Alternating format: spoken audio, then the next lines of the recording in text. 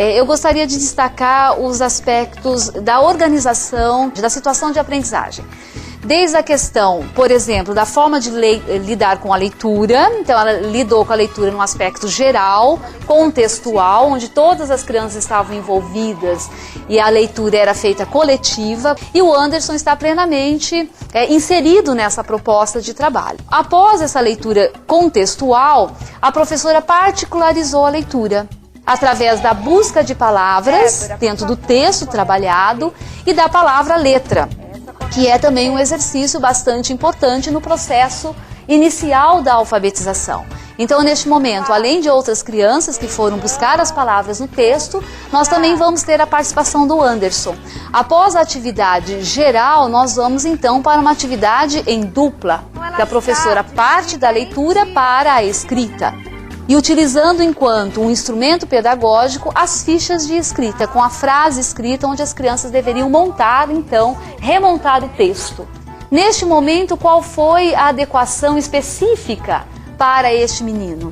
Algo bastante simples, que foi colar a sua folha na carteira por conta do aspecto motor, que ele poderia ter dificuldade em trabalhar com a folha solta. Então vejam, é algo simples que para ele fez grande diferença.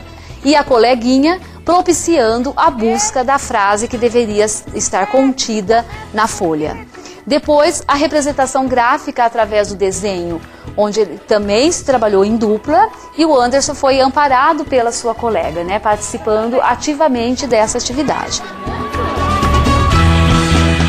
Além do Anderson, a escola também recebe o aluno Danilo, ele tem síndrome de Down. É uma criança também que já está na escola há 2 anos, conhece a sala, conhece os colegas, foi muito bem recebido.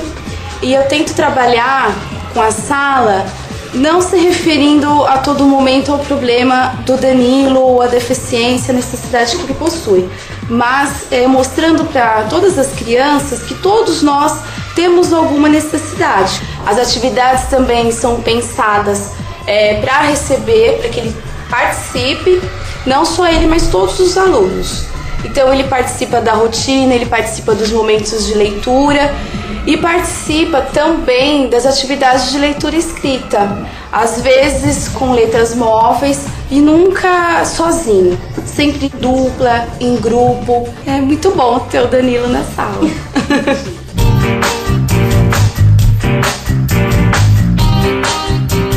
Eu gostaria de saber como atribuir conceito a esse aluno. Se faz necessário uma adequação do currículo. O aluno ele tem que ser avaliado em cima deste currículo que foi feito, adequado para as necessidades dele.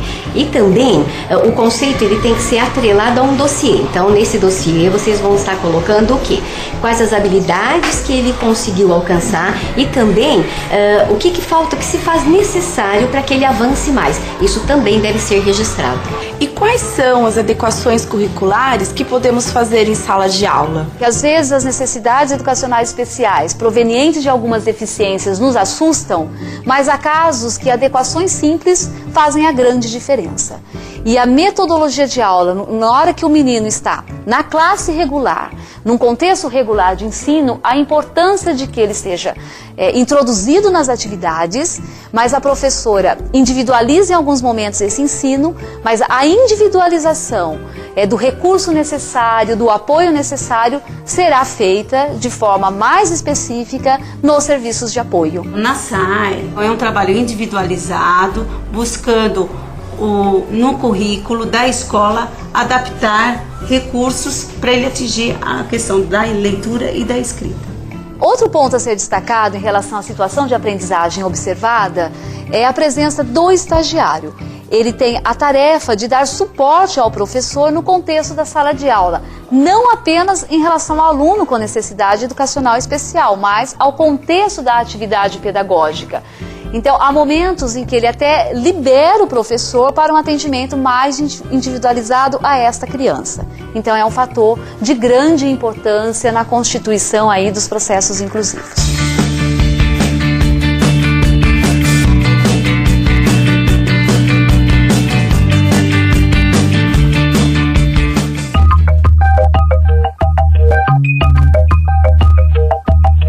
Para avaliar o aluno que apresenta necessidades educacionais especiais, é preciso traçar objetivos e metas, levando em conta as adequações curriculares necessárias referentes ao agrupamento, ou ano, ou etapa em que ele esteja matriculado. Professor, como você avalia uma atividade entre os seus alunos?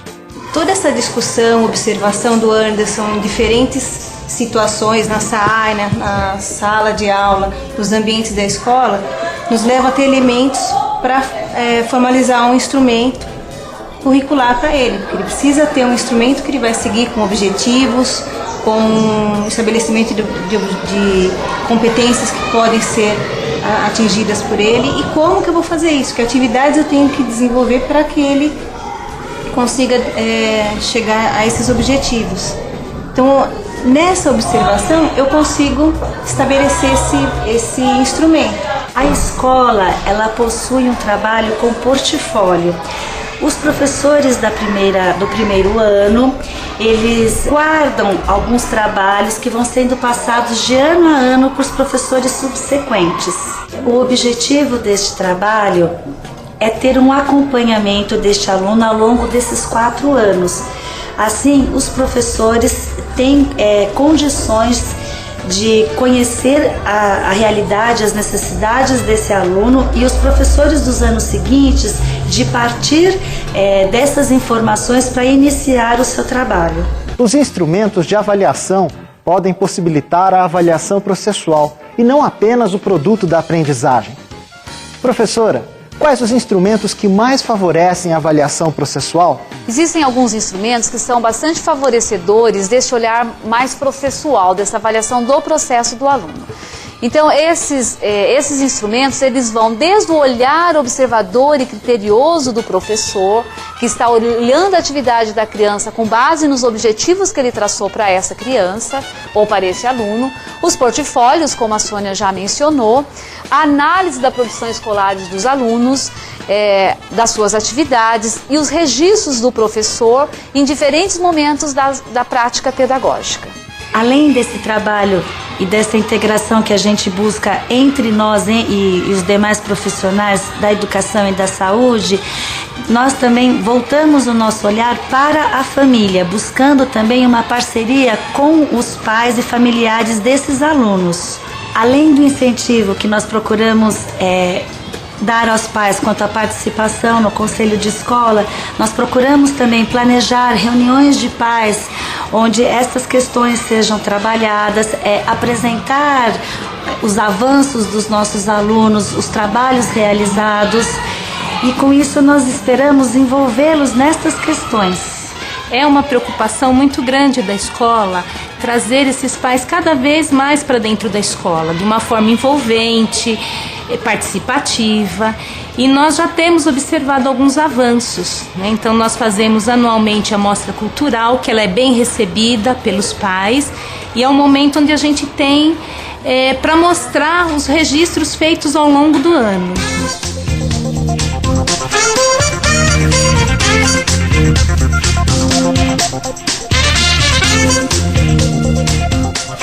Quando o Anderson chegou aqui, ele nunca tinha frequentado a escola, chegou com 9 anos e ele não caminhava direito, ele usava fralda, não se alimentava sozinho. E recebendo o Anderson no SAI, o importante no primeiro momento foi avaliar a necessidade dele da conquista da autonomia. Então, em contato com a avó, eu orientei para que ele já não utilizasse mais as fraldas. Esse contato também foi em relação com a escola, em compreender o momento em que a família estaria trabalhando essa conquista da autonomia dele, tanto no ambiente de casa quanto da escola. E isso foi ganhando um espaço para ele de desenvolvimento e de conquista. Rapidamente ele começou a caminhar sozinho, subir as escadas sozinho, e se comunicar com a gente, né? Todos nós nos esforçamos muito, da escola inteira, desde o pessoal da faxina da cozinha, professor, todo mundo, para interagir com ele, porque a gente achava que era muito importante essa interação com ele, para ele se sentir parte da escola. Com a visita nessa escola, nós pudemos observar e relacionar alguns aspectos teóricos da teoria de Vygotsky, quando ele nos aponta os processos de mediação como processos extremamente importantes para o desenvolvimento da criança. Então, no caso do Anderson, ficou bastante visível que o contato com as outras crianças fez com que ele incorporasse novas atitudes e novos comportamentos. Um instrumento cultural bastante importante que o Anderson passa a ter contato é a questão da escrita, da representação gráfica, seja através do desenho como um elemento de representação, seja através da própria escrita, que não se daria se ele não estivesse num ambiente escolar, num ambiente em que propiciasse esses processos de mediação. Gostaria de evidenciar o envolvimento da escola e de toda a equipe de apoio, seja SAAI, Cefai, a própria coordenadora pedagógica, a direção da escola, as professoras, demonstrando aí um elemento foco dos processos inclusivos, que é que este aluno é um aluno da escola e a escola precisa se comprometer com ele e que as dificuldades que são enfrentadas devem ser enfrentadas coletivamente, na busca de soluções que não são soluções permanentes. É necessário que reflitamos sobre esses caminhamentos e busquemos novas formas de atendimento e respostas às necessidades educacionais destes alunos.